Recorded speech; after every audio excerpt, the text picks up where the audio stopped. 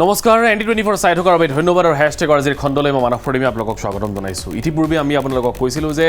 উজনি অসমৰ 3 জিলাৰ যি বান পৰিস্থিতি সেয়া ষ্টুডিঅ'ৰ পৰা বৰ্ণনা কৰা আসলতে পৰিস্থিতি নহয় কিন্তু কৰ্তব্যৰ তাগিদাত আমি আপোনালোকক ষ্টুডিঅ'ৰ পৰা উজনি অসমৰ ভিন্ন প্ৰান্তলৈ লৈ যাবলৈ বিচাৰিছোঁ আমাৰ সতীৰ্থসকল তাত উপস্থিত আছে স্বয়ং আমাৰ ND24 মুখ্য সম্পাদক ৰাজদীপ বাইলুং বৰুৱা তাত উপস্থিত আছে আমি তাৰ পৰা পোনপটীয়া সম্প্ৰচাৰ যোগে আজিৰ পৰিৱেশটো দেখুৱাবলৈ চেষ্টা কৰিম কিন্তু আজিৰ পৰিৱেশটোৰ কথা বৰ্ণনা কৰোঁতে বহুখিনি কথাই বৰ্ণনা কৰিব লাগিব কাৰণ পানী লাহে লাহে কিছু শুকাইছে আৰু যিটো ভয় কৰি আছিল বন্যাৰ্তই যিটো ভয় আছিল সেই বানাক্ৰান্তসকলৰ মনত যে পানী থকা কেইদিন তেওঁলোকে ৰাজপথত আছে কৰবাত আশ্ৰয় শিবিৰত আছে তেওঁলোকলৈ সাহায্য আহিছে তেওঁলোকে খাইছে দিনখিনি কটাইছে দুচিন্তা মনত আছে কিন্তু ঘৰখনৰ ছবিখন তেওঁলোকে দেখা নাছিলে তেওঁলোকৰ মনত আশংকা আছিল ঘৰখন বা কি হ'ল আৰু এতিয়া সেই সময়টো আহিছে এতিয়া লাহে লাহে পানী শুকাইছে আৰু মানুহখিনি লাহে লাহে ঘৰলৈ যাবলৈ আৰম্ভ কৰিছে ঘৰখনৰ ওচৰলৈ চাপিবলৈ তেওঁলোকে সাহস গোটাইছে আৰু তালৈ গৈ তেওঁলোকে যি দেখিছে হেয়া কথাৰে বৰ্ণনা কৰিব নোৱাৰা য'ত এখন ঘৰ আছিল তাত এতিয়া একো নাই চিন চাপ নাই কেৱল কৰবাত এআঁঠু কৰবাত এককাল পৰ্যন্ত বোকা পলস সামগ্ৰী বুলিবলৈ একোৱেই নাই গাড়ী বাইক বিছনাপত্ৰ যিকোনো ঘৰুৱা আচবাব ফাৰ্নিচাৰ সকলো শেষ আমাৰ সতীৰ্থ জ্যেষ্ঠ সাংবাদিক বিমল ফুকন মহন্তই আপোনালোকক তেনেকুৱা এখন ঘৰৰ ভিতৰলৈ গৈ দেখুৱাইছিল যে কি পৰিৱেশ হৈছে তেওঁলোকৰ গোহালিৰ গোধনো নাই ঘৰখন নাই ভেটিটো নাই যিটো আলি তেওঁলোকৰ ঘৰলৈ গৈছিল সেই আলিটো এতিয়া যেন কৰবাত নাই সকলো অচিনাকি যেন হৈ পৰিছে তাৰ মাজতে এই বানাক্ৰান্তসকলক লৈ সাহায্যৰ কথা ওলাই আছে আজি দুৰ্যোগ প্ৰশমনে জনোৱাৰ মতে মৃতকৰ সংখ্যা ৭৫ জনলৈ বৃদ্ধি পাইছে ৩,৩২,৬৩৯ গৰাকী ক্ষতিগ্ৰস্ত হৈছে এইবাৰৰ বানত ৪৫,০০০ হেক্টৰ কৃষিভূমি নষ্ট হৈছে ক্ষতিগ্ৰস্ত হৈছে আৰু তাতকৈ ডাঙৰ কথা এয়াই যে ৰাজ্য চৰকাৰে যিখিনি কৰি আছে সেয়া পৰ্যাপ্ত নহয় বুলি বহু মানুহে বিৰোধী পক্ষই সংগঠনে দাবী কৰি আছে বহুতে এই ধৰণে দাবী উত্থাপন কৰিছে অখিল গগৈ আজি ক'লে যে প্ৰত্যেকটো বান আক্ৰান্ত পৰিয়াললৈ 10 লাখকৈ টকাৰ আৰ্থিক সাহায্য দিব লাগে ইফালে আটাছুৱে দাবী কৰিছে যে শিৱসাগৰ চৰাইদেউলৈ 10,000 কোটি টকাৰ পেকেজ ঘোষণা কৰিব লাগে কাৰণ শিৱসাগৰ চৰাইদেউ শেষ হৈ গৈছে সেই শিৱসাগৰ চৰাইদেউক আকৌ নকৈ গঢ় দিবলৈ কি ৰোড মেপ আছে কিমান পুঁজি আছে ৰাজ্য চৰকাৰে কি চিন্তা কৰিছে মানুহখিনি তেওঁলোকৰ সংস্থাপন তেওঁলোকৰ ভাতমুঠি মুকলোৱা সেই পথটো এতিয়া নাইকিয়া হৈ গৈছে তাৰোপৰি আৰু এটা বিবাদ চলি আছে তাৰ মাজতে এতিয়াও বহুতেই দাবী কৰি আছে যে নাগালেণ্ডৰ সেই বান্ধ ভাগি অসমৰ সেই অঞ্চল কেইটাত এই ভয়ংকৰ পৰিস্থিতিৰ সৃষ্টি হৈছিল গতিকে এই বিবাদটো বৰ্তমান চলি আছে কয়লা খননৰ কথা উত্থাপিত হৈছে পাহাৰ খননৰ কথা উত্থাপিত হৈছে বহু কথা গ্ৰাউণ্ড ৰিয়েলিটিটো জানিবই লাগিব আমি গতিকে আজি আমি সেই বানাক্ৰান্তসকলৰ ওচৰলৈ যাম যিসকলে এতিয়া দিক বিদিক হেৰুৱাই পেলাইছে তেওঁলোকৰ একো নাই আচলতে তেওঁলোকৰ একোৱেই নাই আজিৰ তাৰিখত ক'ৰবাত দেখিছোঁ এগৰাকী কণমানিয়ে আহি বানাক্ৰান্ত বান সাহায্য বিতৰণ কৰা লোকসকলৰ কাষলৈ আহি তেওঁ কৈছে যে মোক এইটো দিব নেকি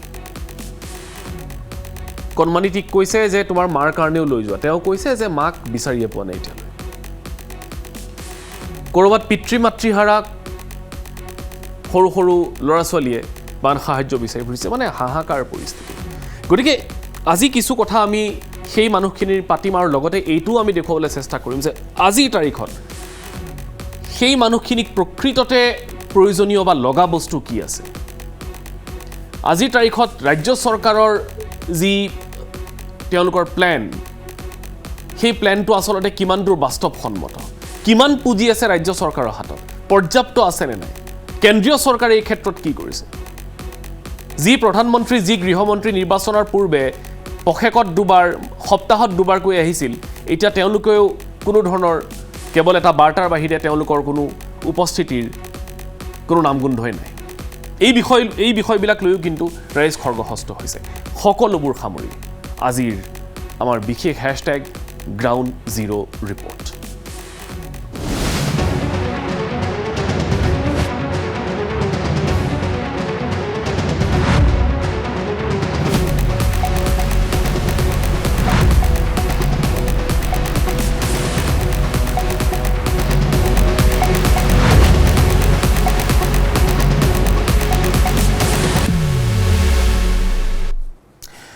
আৰু ইতিমধ্যে আমি কৈছোঁ যে আমাৰ সকলো সতীৰ্থ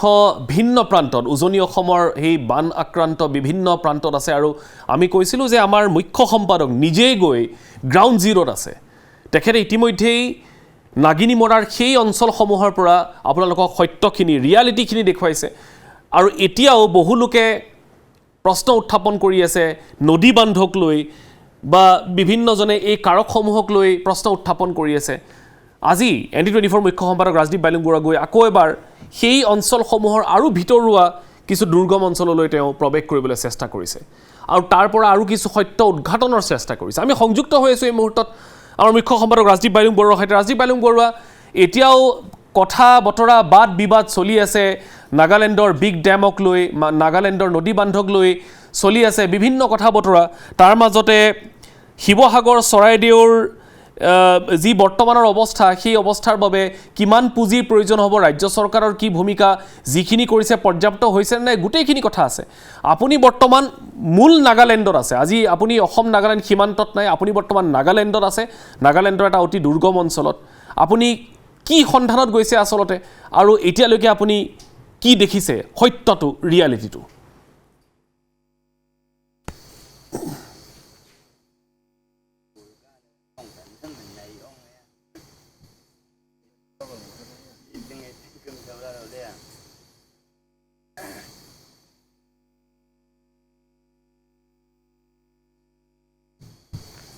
ৰাজদীপ বাইলুং বৰুৱা হয় মানক মই দুৰ্যোগৰ অৱতাৰণা ক'ৰ পৰা হৈছিল তাৰ সন্ধানত আহিছোঁ আমাৰ সদাশয় দৰ্শকসকলে এইকেইদিনত মন কৰিছে যে ইমান ভয়ানক দুৰ্যোগ কিদৰে আহিল তাৰ আমি এটা মূল্যায়ন কৰিবলৈ যত্ন কৰি আছোঁ যিটো কাম এই মুহূৰ্তত আচলতে সংশ্লিষ্ট কৰ্তৃপক্ষই কৰিব লাগিছিল আমি যদি কওঁ নেশ্যনেল ডিজাষ্টাৰ অথৰিটিয়ে কৰিব লাগিছিল এই কামখিনি এতিয়ালৈ কোনেও কৰা নাই গতিকে আমি সেই দুৰ্যোগপ্ৰৱণ এলেকাসমূহ ভ্ৰমণ কৰি আছোঁ আৰু আজি মই আপোনাক কওঁ যে আমি বৰ্তমান য'ত বান্ধ আছে বুলি কৈছে সেই বান্ধৰ পাৰত আছোঁ বান্ধ নাই প্ৰস্তাৱিত এলেকাটো আছে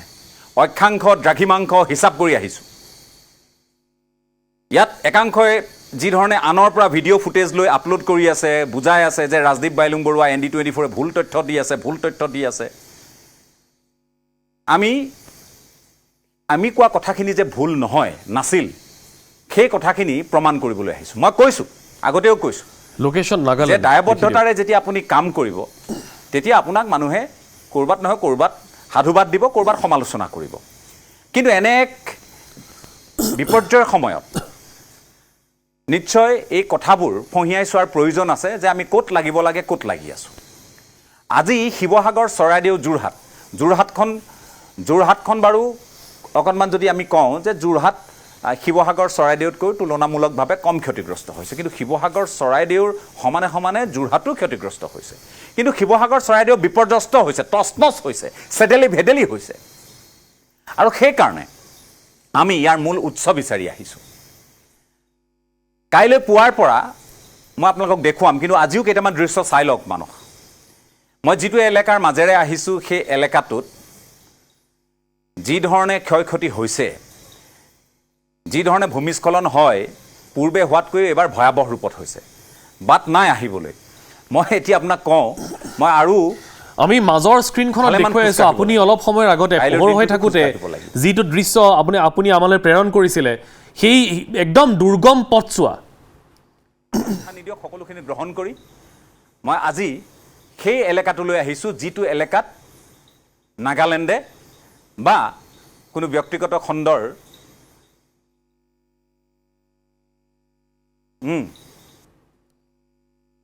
কিন্তু মই পাৰতে আছোঁ কিন্তু আৰু অকণমান যে অক্ষাংশ দ্ৰাঘিমাংশৰ কথা আছে নহয় একেবাৰে হিচাপত ঠাইত যিটো বান্ধ আছে বুলি কৈছে এই বান্ধ বা ডেম তাৰ লোকেশ্যন একজেক্ট লোকেশ্যন মই পাৰতে আছোঁ মোটামুটি মই একেবাৰে তাৰ পৰা ফটো ভিডিঅ' তাৰ গোটেই GPS কেমেৰা ব্যৱহাৰ কৰি গোটেইখিনি দিম কিন্তু এতিয়াও কওঁ প্ৰত্যয়েৰে কওঁ আত্মবিশ্বাসেৰে কওঁ মন জিলাত লংলেং জিলাত এতিয়ালৈ এটাও এনেধৰণৰ বান্ধ নিৰ্মাণ হোৱা নাই আসামতে মানুহখন পৰা বেছি কথা কৈ থাকিছে এলিগেশ্যন আনিছে আলাগ আলাগ মানুহ পৰা যে নাগালেণ্ডে ৰিভাৰ ডেম বনাই কিনে আছে হাইড্ৰেল প্ৰজেক্ট বনাই কিনে আছে আপুনিতো এইটো দিখৌ ওচৰতে আপুনি ঘৰ আছে আপুনি এনেকুৱা ডেম দেখিছে নেকি নাই এনেকুৱাটো ডেম নাই নাই না নাই এনেকুৱাটো নাই কোনবিধ ডেম নাই একো ডেম নাই একো ষ্ট্ৰাকচাৰ নাই একো ষ্ট্ৰাকচাৰ নাই এইটো পানী অহা টাইমতে এইটো ভাঙিছে কৈ কিনে খবৰ ওলাইছে এইটো ইয়াতে কি ভাঙিছে কিবা ভাঙিছে এনেকুৱা ষ্ট্ৰাকচাৰ নাই নাই এনেকুৱাটো একো বনা নাই কিন্তু ৰাস্তা ভাঙিছে হয় খালি ৰাস্তা আৰু পানী লগা ৰাস্তা দুখন বিয়া গৈ না আহালা নেচাৰেল ডিজাষ্টাৰ আছে এইটো পানী কিৰি না কি ভাঙা ভাঙি এইটো ওলালা একো ডেম নাই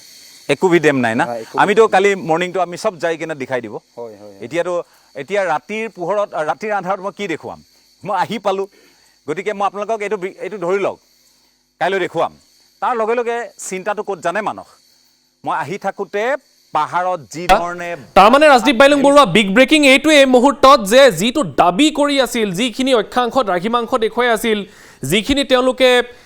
অসমৰ পৰা বহুতেই দাবী কৰি আছিল নাগালেণ্ডৰ বান্ধ সেই বান্ধ থকা এলেকাত মানে একো নাই গ্ৰাউণ্ড ৰিয়েলিটি একোৱেই নাই গ্ৰাউণ্ড ৰিয়েলিটি একোৱেই নাই মই সেই কথাখিনিকে কৈছোঁ কিন্তু ইয়াত পূৰ্বতকৈ ডাঙৰ পানী হৈছে ইটো চাল লগাত এইটো পানী অহাটো আগেৰ পৰা বেছি আছে না পইলাটো এনেকুৱা পানী হোৱা নাই নাই পইলাটো ইনা হোৱা নাই ইটো চালটো বেছি হৈছে ইটো চাল বেছি হৈছে সেইটো কাৰণে এতিয়াতো ৰাতি হৈছে কালি মৰ্ণিং চব জানি যাব চব দেখিব মই এতিয়া ৰাতি বাট কৰি পাই আমি অকণমান আৰু যাম মই আধা বাট আপোনাক কওঁ এই যিটো মানে মই এতিয়া বৰ অধিক বিৱৰণ নিদিওঁ বুলিয়ে নিদিওঁ অধিক বিৱৰণ ক'লৈ আহিছোঁ মানুহে গম পাব ৰাতিপুৱা যেতিয়া দৃশ্য দেখিব আৰু ইয়ালৈ অহাটো সম্ভৱ এই মুহূৰ্তত নহয় ইমানেই দুৰ্গম মই কিদৰে আহিছোঁ মোৰ গাড়ী চালকে কৈছে যে গাড়ী পাৰ নকৰোঁ মই কৈছোঁ একো নহয় সিফালৰ পৰা নগা বন্ধুসকল আছে ককাই ভাইসকল আছে গাড়ীখন পাৰ কৰি দিব পাৰ হৈ আহিছোঁ ৰাতিপুৱা মই আপোনালোকক কথা দিছোঁ সদাশয় দৰ্শক ইয়াত কোনো বান্ধ নাই এই বান্ধক লৈ আপোনালোক ব্যস্ত নহ'ব কিন্তু মই ব্যস্ত হোৱাৰ কাৰণটো বেলেগ মই আকৌ কৈছোঁ এইটো প্ৰত্যাহ্বানো আছিল এইটো আহ্বানো আছিল এইটো অনুৰোধো আছিল গতিকে আটাইৰে প্ৰতি সন্মান জনাই প্ৰত্যাহ্বানো সাদৰেৰে গ্ৰহণ কৰি আহ্বানো গ্ৰহণ কৰি অনুৰোধো ৰক্ষা কৰি মই ইয়াত আহি উপস্থিত হৈছোঁ আৰু মানক মই আপোনাক কওঁ সাংঘাতিক এটা ডাঙৰ প্ৰাকৃতিক দুৰ্যোগ আহিবৰ নিচিনা এটা আহিবৰ দৰে মোৰ লাগিছে এইকাৰণে লাগিছে ক'ৰবাত আমাৰ টেকটনিক প্লেটছ মানে ৰাজদীপ বাইলুং বৰুৱা সেইটোৱে আচলতে বৰ ডাঙৰ কথা যে মানে আপুনি চাবলৈ যোৱাৰ এইটো এটা কাৰণ যে এতিয়াই হয়তো মানে কাকো আমি ভীতিগ্ৰস্ত কৰিবলৈ বিচৰা নাই কিন্তু বিপদ ইয়াতে শেষ হোৱা নাই নেকি ৰাজদীপ বাইলুং বৰুৱা একদম সেইটো কথাই মানুহক ক'ব খুজিছোঁ বিপদ ইয়াতে যেন শেষ হোৱা নাই মই মানুহক ভয় খুৱাব খোজা নাই কিন্তু আমি নামনিত যিসকল থাকোঁ তাৰমানে নাগালেণ্ড যেতিয়া ওপৰত আছে আমি তললৈ নামনি বুলিয়ে ক'ব লাগিব শিৱসাগৰ যোৰহাট এতিয়া কিমান আপুনি ভাবিছে কি আমাৰ সেইফালে বহু লোকে ভাবিছে যে দিখৌ এইফালে মথাউৰি ভাঙিছে জাজিয়ে সেইফালে মথাউৰি ভাঙিছে দিখৌ জাজি দুইখনৰ মধ্য এটা এলেকাৰ মাজেৰে যেতিয়া মই আহি আছোঁ তেতিয়া মই দেখিছোঁ যে ৰাজপথ সাংঘাতিক বেয়া ধৰণে খহিছে আৰু গোটেই পাহাৰ খামখৰি খাই যেন আপোনাৰ গাৰ ওপৰতে পৰিব আপুনি ভিজুৱেলটো চালে গম পাব গাড়ীখন যেতিয়া পাৰ কৰিছোঁ মোৰ চালকে ভয় খাইছে দেখিলে ভয় লগা কোন মুহূৰ্তত খহি পৰে ঠিক নাই গতিকে আমি তাৰ মাজতো আহিছোঁ অহাৰ কাৰণ কেইবাটাও আকৌ কৈছোঁ যে মই প্ৰত্যাহ্বান আহ্বান অনুৰোধ এইকেইটাতো আছেই তাৰ লগতে ভৱিষ্যতৰ বাবে সংশয় কি আছে নাগালেণ্ডত কিবা দুৰ্যোগে আমাক দুৰ্যোগৰ উমান ইয়াৰ ৰাইজে পাইছে নেকি ইয়াত নদীবান্ধ কেনেকৈ হ'ব মানস ইয়াত 12খন গাঁৱৰ মানুহে 12খন বস্তিৰ মানুহে অপ'জ কৰি আছে তেওঁলোকে বিৰুদ্ধাচৰণ কৰি আছে 186 মেগাৱাটৰ যিটো দিখৌ প্ৰজেক্ট সেইটো তেওঁলোকে এইটো তাৰ অবজেকশ্যন আনিছে সেইটো হ'বলৈ নিদিওঁ বুলি কৈছে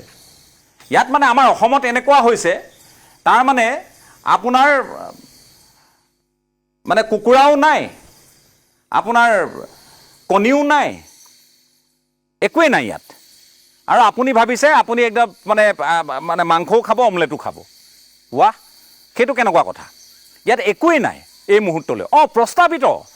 এই কথাখিনি মই নৎসাত কৰা নাই নহয় কিন্তু মই সিদিনা কৈছিলোঁ যে যদি ইয়াত মই আহি নদীবান্ধ দেখোঁ মই অসমৰ ৰাইজৰ ওচৰত কৰজোৰে ক্ষমা বিচাৰিম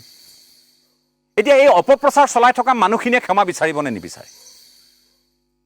নাই কোৱা মই তেওঁলোকক ক্ষমা বিচাৰিবলৈ মই তেওঁলোকে যে ইমান কৈ আছে একাংশই যে ইমান কৈ আছে মই কাৰো পক্ষলৈ কাৰো বিপক্ষলৈ অহা নাই মই অসমৰ ৰাইজৰ মনৰ সংশয়ৰ দূৰীকৰণৰ বাবে ইয়ালৈ আহিছোঁ কিন্তু এই মানুহে বেয়া পায় এই কয়লা খনিসমূহ গৈ আছে কয়লা খনিসমূহ অবৈধ কয়লা খনি শিলৰ খনি আৰু ইয়াত যিমান ষ্ট্ৰাকচাৰ হৈছে যিমান আন্তঃগাঁথনিৰ কাম হৈ আছে নাগালেণ্ডত বিগত সময়তকৈ বেলেগ ধৰণে কাম হৈছে ভাল বাটপথ হৈছে এই গোটেই বাটপথ সোপাকে খহি গৈছে নহয় আপুনি কি কৰিব এতিয়া আৰু ইয়াৰ যিটো পাহাৰ এই পাহাৰৰ মাটিবোৰ বৰ কোমল ভাই আৰু একবাৰ আহিবি তো এতিয়া মাটিটো ইয়াৰে মাটিটো বেছি কাঁচা মাটি আছে না হিলছ লগা মাটিটো হয় হা হয় ইমান বি মজবুত নহয় না ইমান বি মজবুত নাই কিলে গ'লেতো এইটো খুৰি কাটালা কি হোৱা পৰা বেছিভাগতো এনেকুৱা হৈছে কেতিয়াৰ পৰা এনেকুৱা হৈছে এইটো ইমান ডিজাষ্টাৰটো কেতিয়াৰ পৰা হৈছে এতিয়াতো এক সপ্তাহটো হৈ যায় আচ্ছা হয় 4 সপ্তাহ পৰা শুৰু এতিয়া তাকতো অলপতো ভাল হৈ যায় আচ্ছা পানী নাকিৰা বা না পানী নিগিৰাৰ পৰা ভাল আছে না হ'লে বি ৰাস্তাখনটো এক সপ্তাহ পৰা বন্ধ আছে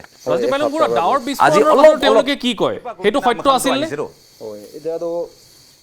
নিচেৰ পৰা পেৰাই থকাটো পুৰা ওপৰ ফালে পেৰাই কিমান পানী গিৰিছে কিমান ঘণ্টা পানী গিৰিছে ক'ব গ'লে এনে 24 আৱাৰ্ছটো 24 আৱাৰ্ছ ৰাতিৰ পৰা শুৰু কৰি না 3 শাম তক मतलब 8 বাজি ৰাতি 12 বাজি ষ্টাৰ্ট হৈছে না এইটো মানডে ৰাতি স্যাটাৰডে ৰাতি 12 বাজি ষ্টাৰ্ট আৰু সানডে ৰাতি 8 বাজি তক হয় এনেকা ইমান পানী গিৰিছে ইমান গিৰিছে লাইট ৰেইন ভি নহয় হেভি ৰেইন আছে হেভি ৰেইন আৰু লাইটটো এক সপ্তাহ ভিজিতে আহিছে এনেকা হয় আৰু পুষ্টি ওচৰ লাভি পুৰা ক্ৰেক কৰি না হৈছে তো মাটি খান না সব ক্ৰেক হৈ যাইছে না সব ক্ৰেক হৈ যায়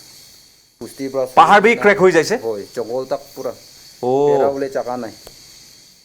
তো আপনি খান কেনেকা খাইছে কেনেকা এইটো খালাটো ক'ৰ পৰা আহিছে এইটো উপায় নাথাকে না দোকান লাদো সামানটো খতম হৈ যায় নিচিনা আছে ৰাচন খানটো এইটো পৰা নিজৰ লগা খেতি পৰা পাতা চাতা কি লগা দোকান আনি না খাই না থাকি আছে এতিয়া এইটো আপনি খানটো মন ভি পৌঁছিব নাপাৰে আপনি খানটো মুকুকচং ভি পৌঁছিব নাপাৰে লংলেং ভি পৌঁছিব নাপাৰে একো ভি নাপাৰা হৈ যাইছে এটা দ্বীপৰ মাজত থকাৰ দৰে পাহাৰৰ এই পাহাৰত এটা দ্বীপ এটা পাহাৰীয়া দ্বীপ বুলি ধৰি লওক মই যি ঠাইত আছোঁ সকলো ফালৰ পৰা আবদ্ধ আৰু আমিও আবদ্ধ ভগৱানে নকৰক কাইলৈ যদি এটা দুৰ্যোগ নামে মানক কাইলৈ যদি ভয়াৱহ ইয়াত বৰষুণ ভয়াৱহভাৱে হ'বলৈ হয় প্ৰবল বৃষ্টিপাত হ'বলৈ হয় আমি ওলাই যাব নোৱাৰিম আবদ্ধ হৈ থাকিব লাগিব মানক মই বেছি সময় নলওঁ কাইলৈ পুৱাৰে পৰা মই ধাৰাবাহিকভাৱে যদি সিগনেল পাওঁ মই ধাৰাবাহিকভাৱে সম্প্ৰচাৰত থাকিম দেখুৱাম ক'ৰ পৰা কি হৈ আছে দিশৰ অৱস্থা কেনেকৈ খহিছে পাহাৰ কেনেকৈ খহিছে গৰা কেনেকৈ হৈছে ভূমিস্খলন আৰু বান্ধ নোহোৱাৰ পাছতো বান্ধ আছে বুলি কৈ আমি কি মুনাফা আদায় কৰিব খুজিছোঁ কাক ৰক্ষণাবেক্ষণ দিব খুজিছোঁ সকলোখিনি কথা নিশ্চয় কাইলৈ পুৱাৰ পৰা পাতিম ৰাজদীপ বেলুংগুৰা মই 1 মিনিটত মই শেষ কৰিবলৈ বিচাৰিছোঁ আপোনাৰ পৰা মই এটা অন্তিম কথা এইটো হৈছে যে নাগালেণ্ডৰ পৰা আৰু এই বিভীষিকাৰ কিবা আশংকা আছে নেকি বা নাগালেণ্ডত বৰ্তমান বতৰ কেনেকুৱা বা নাগালেণ্ডত বৰষুণ পৰাৰ সম্ভাৱনা আছে নেকি যিয়ে আৰু ভগৱানে নকৰক আৰু ক্ষতি কৰিব পাৰে এতিয়া নাই এতিয়া বতৰ ফৰকাল আকাশ ফৰকাল আৰু এই তললৈ এতিয়া আপুনিতো নেদেখিব মই পাম নেকি আমি বিপুল নাপাওঁ এই ধিমিক ধামাককৈ লাইট অকণমান কিছুমান ঠাইত জ্বলি আছে দূৰলৈ আৰু এইবোৰ বহু ঠাই কিন্তু অসমৰো দেই ইয়াৰ পৰা অসমো আপুনি দেখিব আপুনি পায় আমি আচলতে দিশৰ পাৰত আছোঁতো গতিকে অসমখন পাওঁ দূৰৰ পৰা ধিমিক ধামাককৈ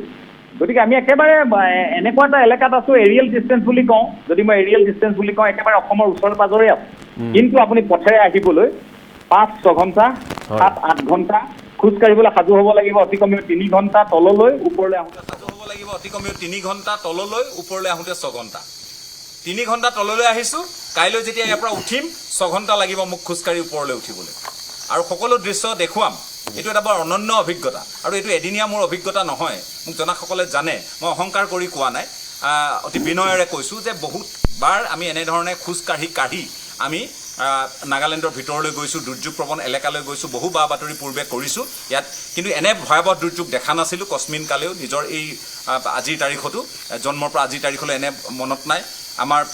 পিতৃৰ কাৰো মনত নাই এনেধৰণৰ কথা বতৰা কিন্তু মানক মই আপোনাক অতি প্ৰত্যয়েৰে কওঁ ইয়াত কোনো বান্ধ নাই বান্ধক লৈ আমাৰ অসমৰ ৰাইজে এতিয়া ব্যস্ত হ'ব নালাগে কিন্তু দেখুৱাম দিখৌ নৈখন কি অৱস্থাৰে বৈ গৈছে মই কওঁ যে 236 কিলোমিটাৰ দিখৌ নৈৰ দৈৰ্ঘ্য মাত্ৰ 98 কিলোমিটাৰ আছে অসমত আৰু বাকী গোটেইখিনি আছে নাগালেণ্ডত জুনুপটো জিলাৰ পৰা আৰম্ভ লংলেং মোককচাং মন ইয়াৰ মাজেৰে গৈ একেবাৰে গৈ বিহুবৰ লক্ষ্মীজানত অসমত প্ৰৱেশ কৰিছে মানস নিশ্চয় মই ধন্যবাদ জ্ঞাপন কৰিছোঁ ৰাজদীপ বাইলুংগুৰু আমাক এইখিনি তথ্য একেবাৰে গ্ৰাউণ্ড ৰিয়েলিটি গ্ৰাউণ্ড জিৰ'ৰ পৰা দেখুৱাৰ বাবে এক আৰু দ্বিতীয়তে যি আচলতে সত্যতা বা যিখিনি প্ৰকৃত কথা সেইখিনি কথা অসমৰ ৰাইজক আপুনি অৱগত কৰাৰ বাবে ধন্যবাদ আৰু সাৱধান থাকিব কাৰণ নাগালেণ্ড বৰ্তমান সময়ত যথেষ্ট এটা স্পৰ্শকাতৰ অঞ্চল হিচাপে বিবেচিত হৈছে চিহ্নিত হৈছে গতিকে সকলোৱে সাৱধান থকাটোৰ প্ৰয়োজনীয়তা আছে এয়া আছিলে নাগালেণ্ডৰ পৰা খবৰ নাগালেণ্ডৰ প্ৰকৃত কথা প্ৰকৃত খবৰখিনি আমি আপোনালোকক জনাবলৈ চেষ্টা কৰিলোঁ কাইলৈ পুৱাৰ পৰা ধাৰাসাৰ আমি দেখুৱাম আপোনালোকক কেনেকুৱা অৱস্থাত আছে বৰ্তমান সেই অঞ্চলসমূহ যিখিনি অঞ্চলক লৈ অসমৰ ৰাজনীতিত ব্যাপক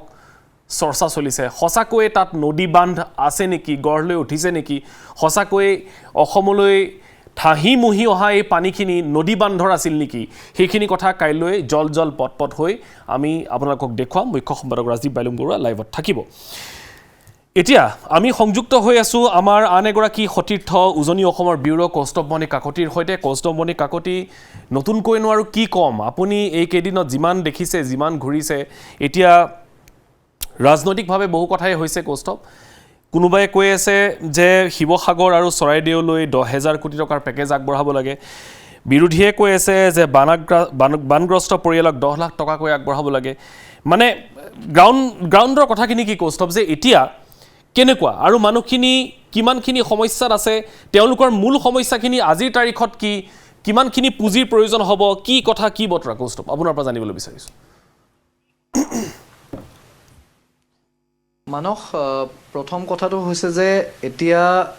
ৰাজ্য চৰকাৰৰ যিটো ঘোষণা মুখ্যমন্ত্ৰীৰ যিটো ঘোষণা যে প্ৰাৰম্ভিক পৰ্যায়ত একোটা পৰিয়ালত 15,000 টকাকৈ তেওঁলোকক দিব আৰু তাৰ পৰৱৰ্তী পৰ্যায়ত বাকীখিনি চিন্তা কৰিব এতিয়া মানস এনেকুৱা এটা পৰ্যায় হৈছে যে আজি মই কিছু সময়ৰ পূৰ্বে এতিয়া য'ত মই দেখিছোঁ ইয়াত ভটিয়াপাৰ মই আহি নামিছোঁহি মই গৈছিলোঁ কেবিনেট মন্ত্ৰী বিমল বৰাৰ সৈতে একেবাৰে খনামুখ ডিমৰুগুৰিলৈ ডিমৰুগুৰি এনেকুৱা এটা ভিতৰুৱা অঞ্চল যে হাতীঘুলিৰ পৰা আৰম্ভ কৰি এই তিনিটামান মৌজাৰ গোটেই পানী সেই অকণমানি এটা ৰাস্তাৰে গৈ আছে আৰু তাত এখন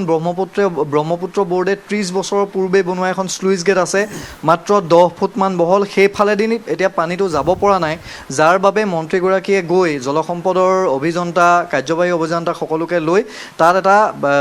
পাৰ এক প্ৰকাৰ ভাঙি দিছে খৰখৰীৰ এটা এডোখৰ অঞ্চল ভাঙি দিয়া হৈছে খৰখৰী নৈৰ এটা পাৰ সেইফালেদি এতিয়া পানীখিনি পাৰ হৈছে ক্ৰমাৎ হয়তো আৰু 2-3 দিন যথেষ্ট এতিয়া সোনকালে পানীখিনি শুকাব এতিয়া তাতো মই খবৰ লৈছোঁ মথাউৰিত যিসকল লোক আছে তেওঁলোককো কৈছোঁ যে আপোনালোকে সাহায্য পাইছে নে নাই তেওঁলোকে কৈছে কোনে দিছে কেনেকৈ দিছে আমি নাজানো কিন্তু সাহায্য যথেষ্ট পাইছোঁ কাপোৰ পাইছোঁ খোৱা বস্তু পাইছোঁ খাদ্য সামগ্ৰী চাউল দাইল পানী বিভিন্ন ফেনাইল ব্লিচিং এই সকলোবোৰ আমি পাইছোঁ এতিয়া মানক ডাঙৰ কথাটো হৈছে প্ৰাৰম্ভিক পৰ্যায়ত 15,000 টকাটো দিছে আজি এটা বিধায়কে কৈছে বিধায়ক অখিল গগৈয়ে দাবী কৰিছে যে 10 লাখ টকাকৈ প্ৰতিটো পৰিয়ালক দিয়ক সকলোৱে দাবী কৰিছে 10 লাখ নহয় 20 লাখকৈ দিলেও কোনেও বেয়া নাপায় কিন্তু এতিয়া আমি কিছুমান প্ৰেক্টিকেল অকণমান কথা চিন্তা কৰিব লাগিব এতিয়া মানুহক 10 লাখ টকা নহয় এতিয়া মানুহক প্ৰাৰম্ভিকতে লাগে ব্লিচিং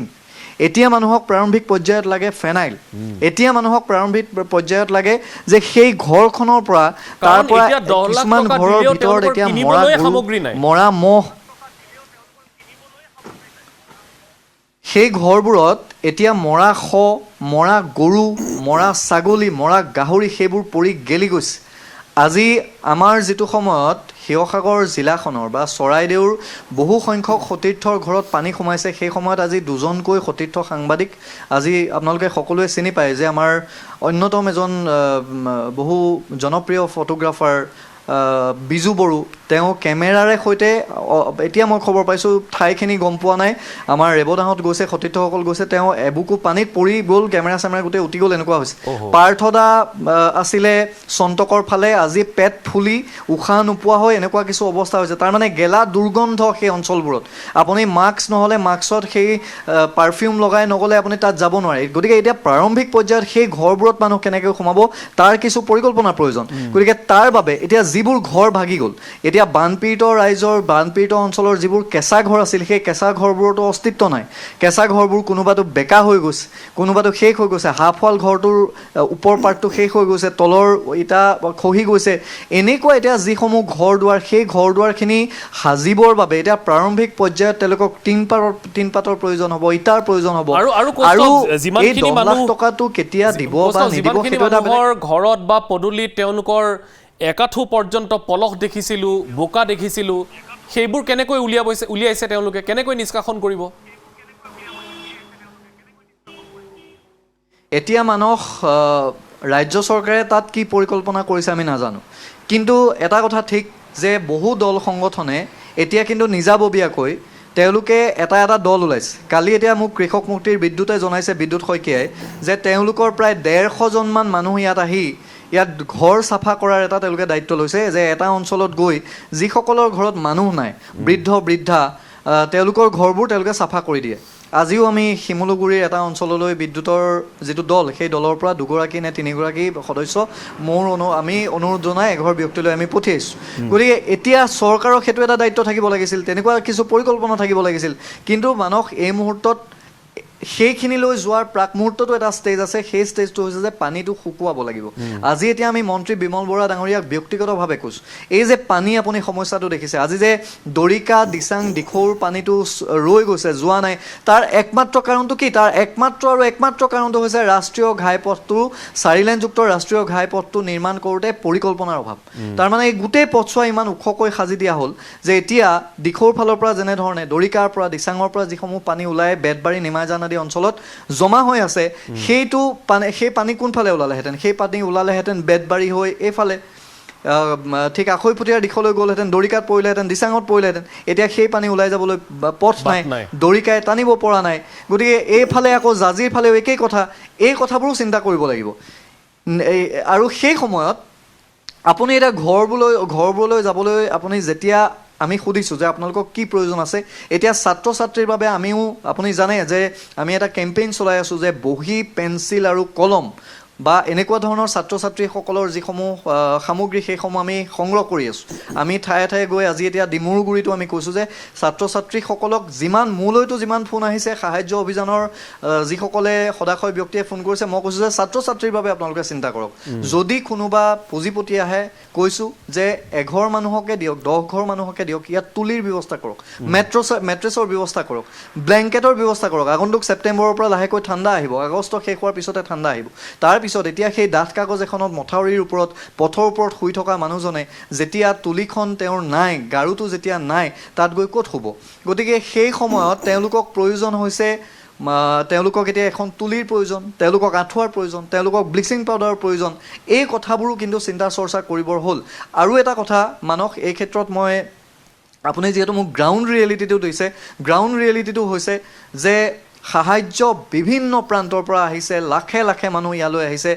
অসমৰ মানুহে দেখুৱাই দিছে মানৱতা কি। শিৱসাগৰ, চৰাইদেউ আৰু যোৰহাট, বিশেষকৈ শিৱসাগৰ আৰু চৰাইদেউ জিলা দুখনত মানুহে দেখুৱাই দিছে যে মানুহৰ ধৰ্ম কি, মানুহৰ কৰ্ম কি। যিমানেই যি এজেণ্ডা নহওক, সেই এজেণ্ডা ফালি চিৰি শেষ কৰি ৰাইজ ইয়ালৈ আহিছে, সকলোকে সহায় কৰিছে। কিন্তু এতিয়া যিসকলে সাহায্য দিবলৈ আহিব, তেওঁলোকৰো অকণমান এটা কিন্তু দায়িত্ব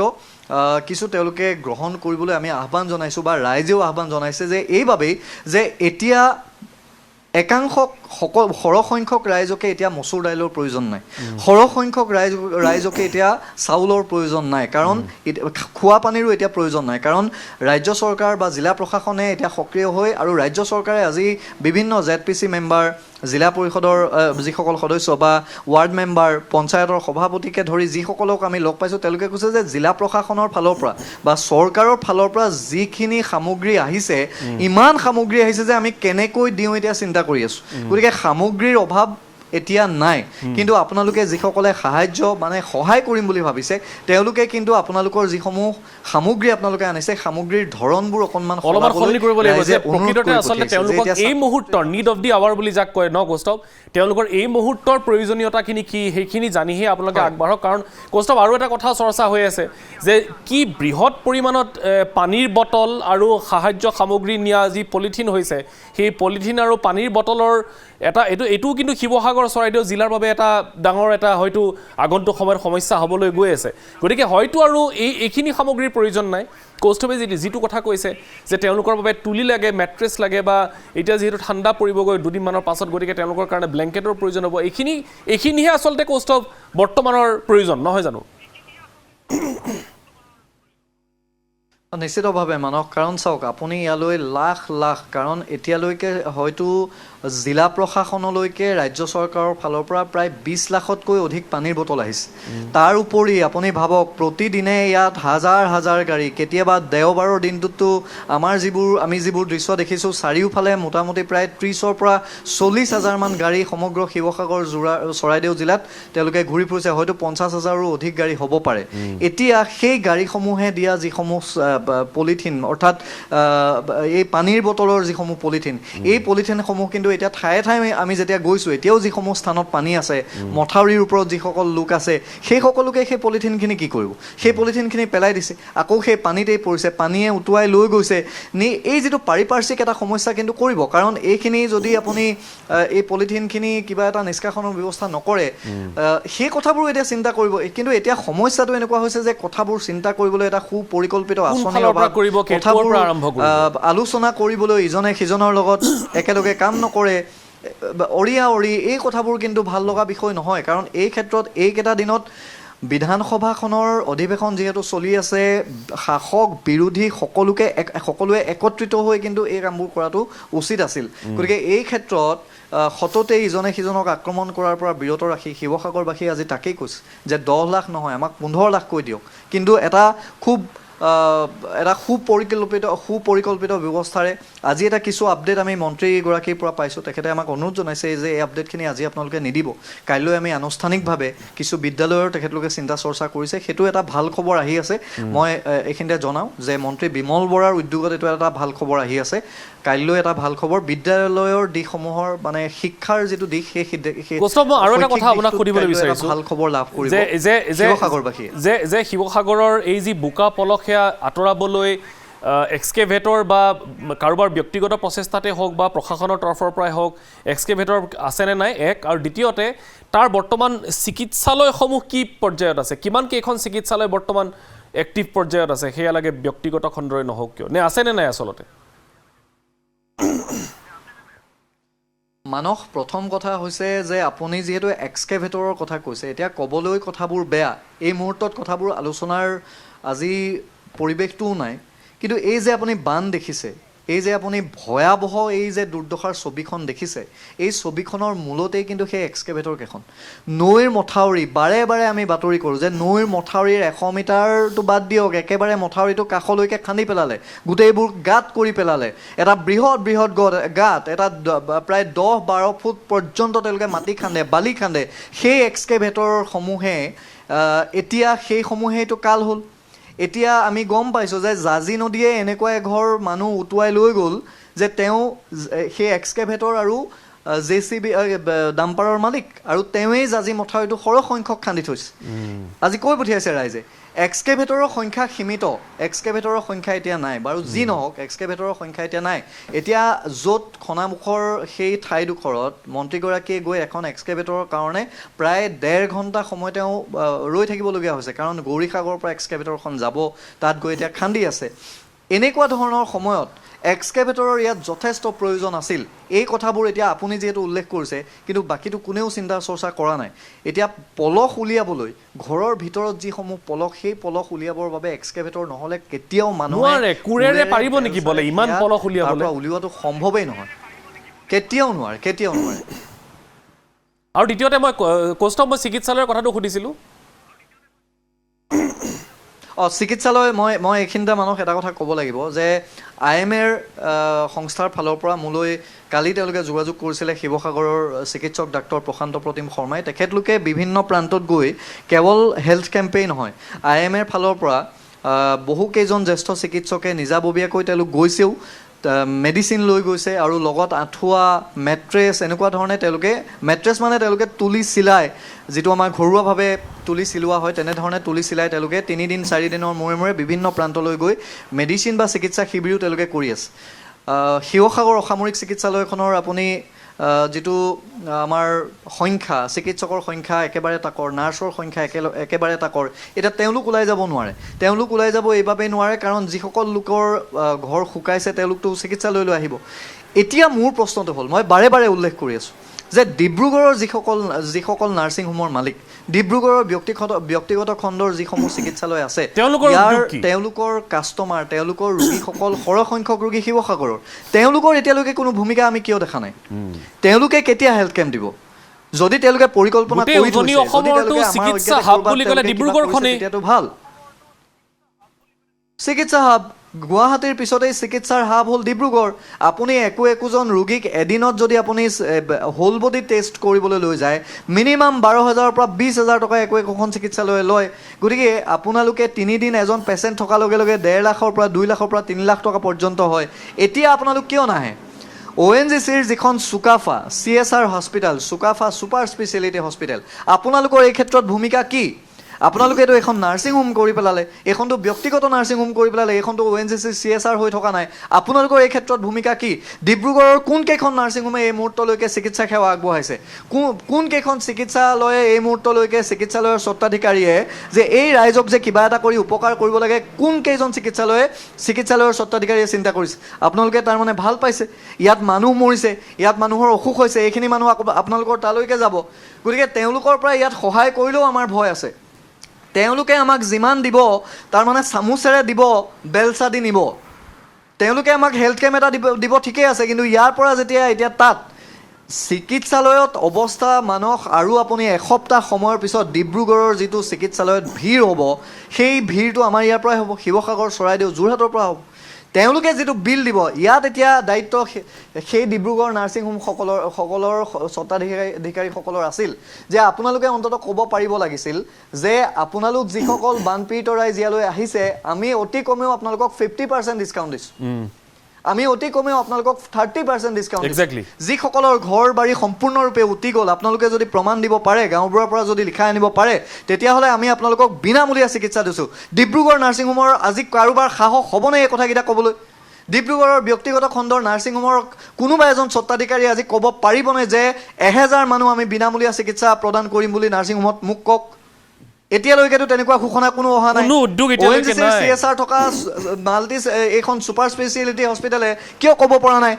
যে আহক আপোনালোকে তাত থাকিব নালাগে আমাৰ ইয়াত বিচনা খালী আছে আমি বিনামূলীয়াকৈ দিম কিয় ক'ব পৰা নাই এই কথাবোৰৰ আলোচনা হোৱা মানে বহুত ইম্পৰ্টেণ্ট বহুত গুৰুত্বপূৰ্ণ কথা আপুনি উল্লেখ কৰিছে মই কৌস্তভ মই আপোনাক ধন্যবাদ জ্ঞাপন কৰিছোঁ যথেষ্ট আপুনি এই বিগত প্ৰায় 7-10টা দিন আপুনি যথেষ্ট ঘূৰিছেও আপুনি নিজৰ ৰিপৰ্টিংখিনিৰ বাহিৰেও মানুহৰ কাৰণেও বহুত ঘূৰিছে আৰু আমাৰে এটা ভাল লগা কথা যে প্ৰত্যেকেই কষ্ট কৰিছে এইটো নকওঁ কিন্তু তথাপিও এই গুৱাহাটীৰ ফালৰ পৰা বা নামনি অসমৰ ফালৰ পৰা ভাৰতবৰ্ষৰ বিভিন্ন প্ৰান্তৰ পৰা যিসকল আহিছে উজনি অসমৰ এই বান পৰিস্থিতিৰ বাবে তেওঁলোকে সাহায্য আগবঢ়াবলৈ আমাৰ কৌস্তভে যথেষ্টখিনি তেওঁলোকক সহায় কৰিছে ভিতৰুৱা স্থানসমূহলৈ লৈ গৈছে গতিকে কৌস্তভেও আচলতে সাংবাদিক সমান্তৰালকৈ প্ৰশাসনৰ সৈতে নহ'লেও প্ৰশাসনৰ যিখিনি দায়িত্ব আছে তেওঁৰ ফালৰ পৰা দায়িত্বখিনি বৰ্তমান সময়ত কৰি আছে যিয়ে নহওক আমি এই মুহূৰ্তত কৌস্তভক ধন্যবাদ জ্ঞাপন কৰিছোঁ এটা বিৰতি ল'ম এইখিনিতে বিৰতিৰ পাছত আমি সংযুক্ত হ'ম আটাছুৰ সভাপতি বসন্ত গগৈৰ সৈতেও লগতে সংযুক্ত হ'ম জ্যেষ্ঠ সাংবাদিক বিমল ভূষণ মহন্তৰ সৈতে আৰু বিমল ভূষণ মহন্ত বৰ্তমান আছে এইবাৰ এই বানে আটাইতকৈ বেছি ক্ষতিগ্ৰস্ত কৰা অঞ্চলসমূহৰ অন্যতম বিহুবোৰত এটা বিৰতি লৈছোঁ উভতি আহি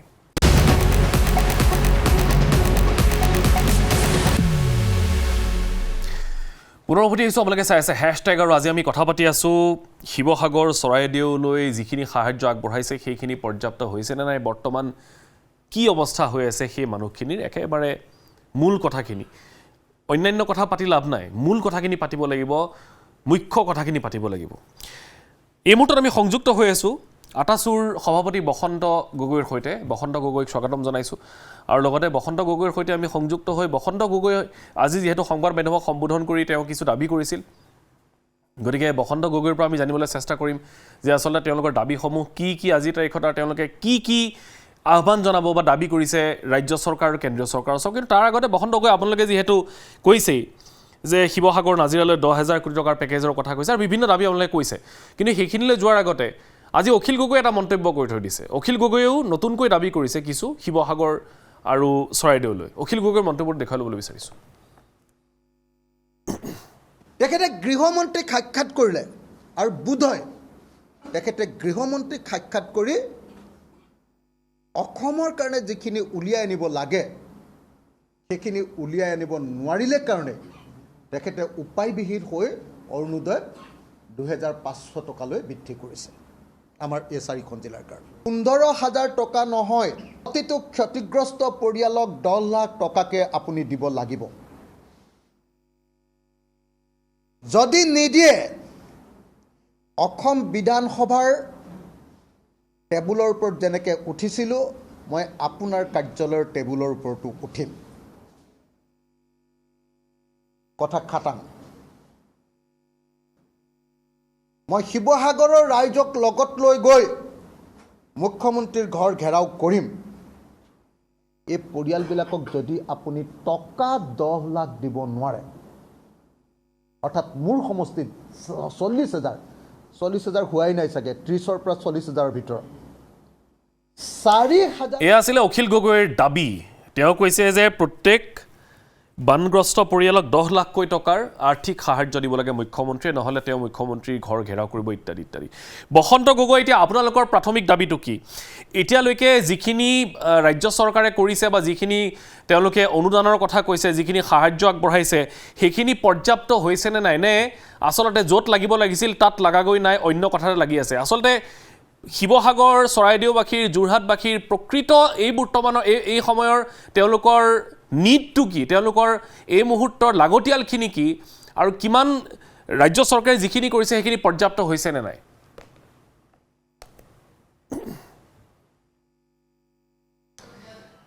বানপানী হোৱাৰ পাছত এতিয়া বান পৰিস্থিতি ক্ৰমান্বয়ে নিয়ন্ত্ৰণলৈ আহিছে।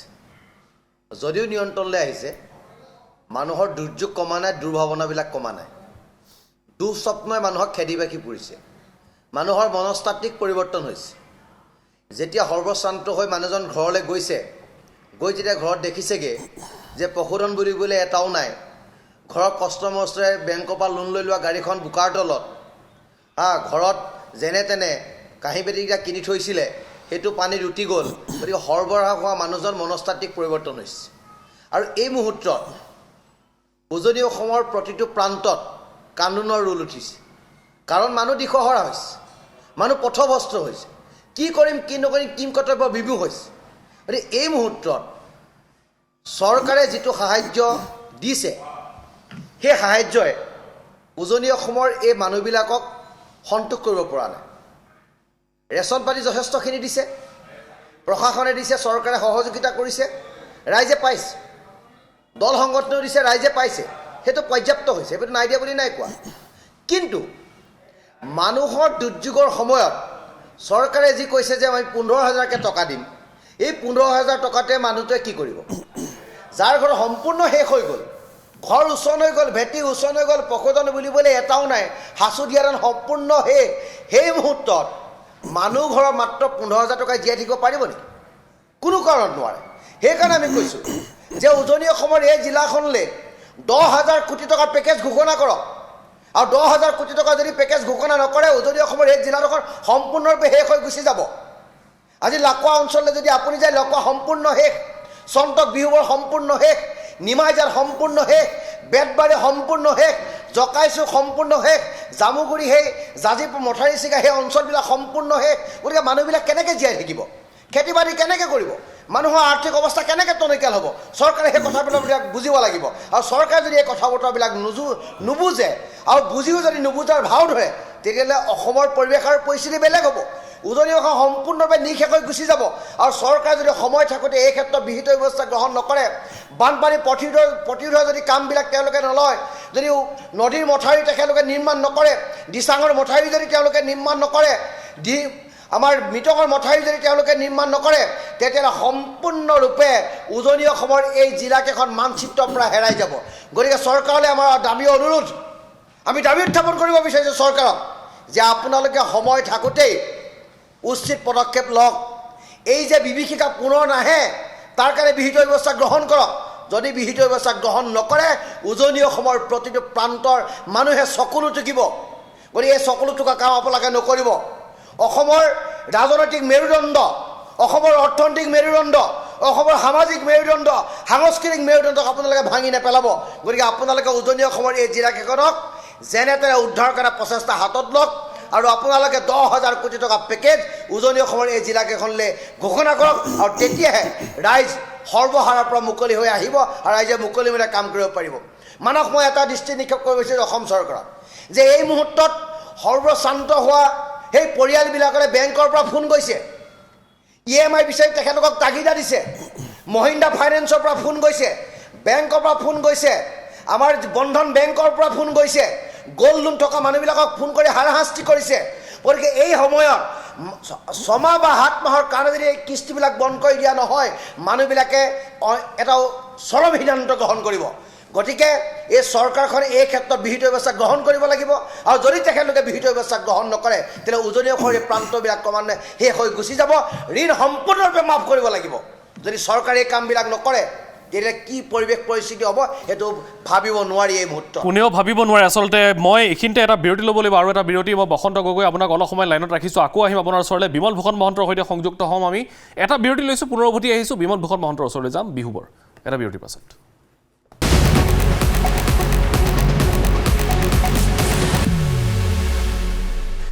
পুনৰ উভতি আহিছোঁ আপোনালোকে চাই আছে হেছটেগ এই মুহূৰ্তত আমি সংযুক্ত হৈছোঁ আমাৰ জ্যেষ্ঠ সাংবাদিক বিমল ভূষণ মহন্তৰ সৈতে বিমল ভূষণ মহন্ত বৰ্তমান বিহুবৰৰ বিস্তীৰ্ণ অঞ্চল ঘূৰি আপুনি বৰ্তমান আহি উপস্থিত হৈছে ৰাজগড়ত শিৱসাগৰ জিলাৰ ৰাজগড় অঞ্চল গতিকে বিমল আপুনি যিকেইখন ছবি আমালৈ প্ৰেৰণ কৰিছে যিকেইটা দৃশ্য দেখুৱাইছে বা যিসমূহ স্থানত আপুনি গৈ উপস্থিত হৈছে সেই স্থানসমূহৰ দৃশ্য সঁচাকৈ চাব নোৱাৰি মই একেটা কথাকে কৌস্তভকো সুধিছিলোঁ বিমল ভূষণ মহন্ত আপোনালৈও মই সেইটো প্ৰশ্নই সুধিম যে চৰকাৰে সাহায্য আগবঢ়াইছে ঠিকেই আছে ৰাজনৈতিকভাৱে 10,000 কোটি বা 10 লাখ টকাৰ সাহায্যৰ কথা দাবী উত্থাপন হৈছে এইবোৰ সকলো ঠিকে আছে এই মুহূৰ্তত আপোনালোক য'ত আছে সেই মানুহখিনি ভিতৰুৱা অঞ্চল সেই মানুহখিনিৰ প্ৰকৃত প্ৰয়োজনটো কি এতিয়া এক আৰু দ্বিতীয়তে তেওঁলোকৰ বাস্তৱ জীয়া ছবিখন কি বিমল এই মুহূৰ্তত